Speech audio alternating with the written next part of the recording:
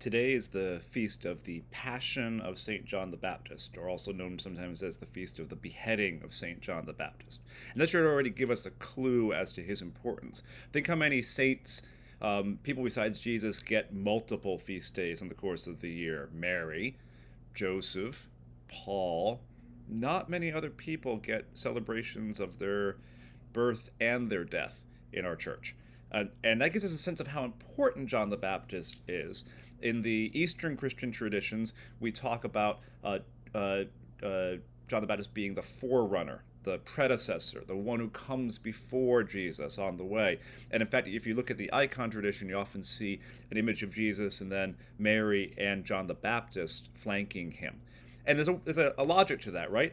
If Mary sort of gave birth to Jesus, not sort of, Mary gave birth to Jesus in the flesh and was his first teacher and brought him up in the faith, the way in which John the Baptist also had a role in bringing Jesus to spiritual consciousness of who he is and what he was going to do. It's at Jesus' baptism by John the Baptist that he has this moment of experiencing his blessed sonship and hearing the voice saying, "This is my beloved son," that then begins his public ministry.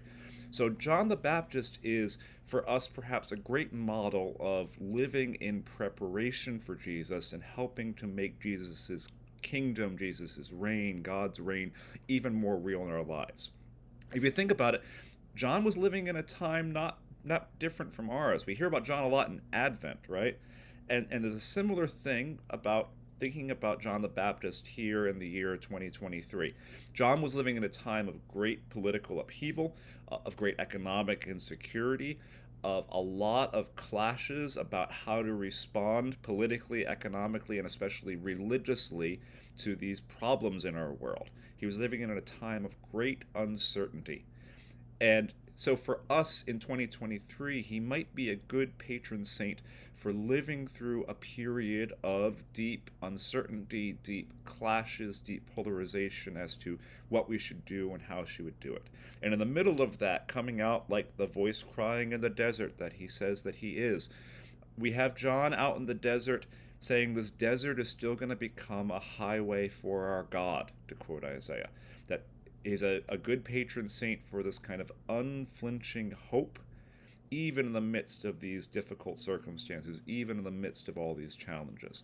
We could use that in 2023 in our country, in our city, in our world, in our rapidly warming climate, of a place of belief and trust that even in the midst of these scary, polarizing moments, God is at work.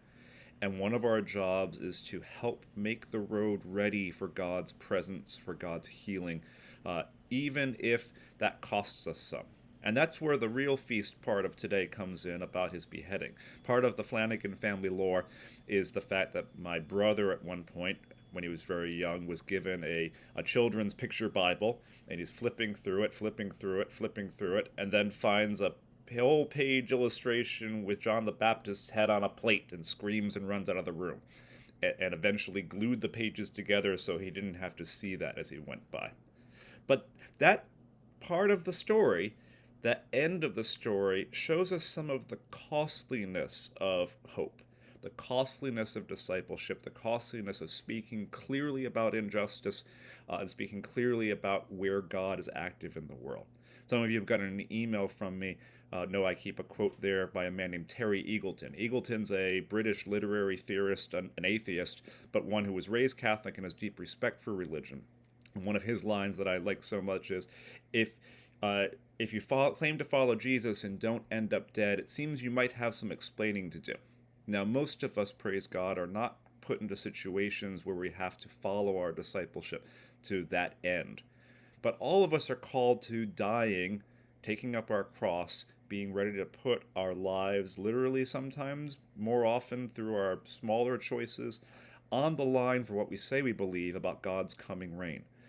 That's where John the Baptist comes in too, is as a patron saint not just of hope, but a patron saint of being willing to risk ourselves in that hope, being willing to be out there in the deserts of our lives, the deserts that so many of our siblings around the city, around the world experience, that those of us able to listen to a YouTube video on a Tuesday morning might not have as direct experience of, to go out into those places to be a voice that says clearly, unflinchingly, and hopefully that God is still going to make this place a place of abundance, a place of fruitfulness, a place of justice, a place where God's love through Christ will fill this place.